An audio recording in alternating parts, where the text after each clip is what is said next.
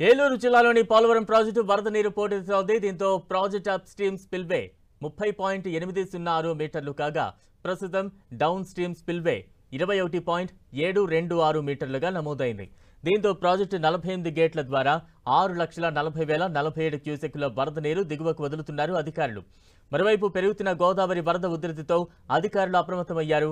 జిల్లా స్థాయిలో ఓ control room ఏర్పాటు చేశారు. ప్రజలెవ్వరూ నదిలోకి ఈతకు వెళ్లొద్దని, చేపలు పట్టడం లాంటివి చేయొద్దంటూ హెచ్చరికలు జారీ చేశారు. అటు లోతట్టు ప్రాంతాల ప్రజలను ఇప్పటికే పునరావాస కేంద్రాలకు తరలించారు అధికారులు.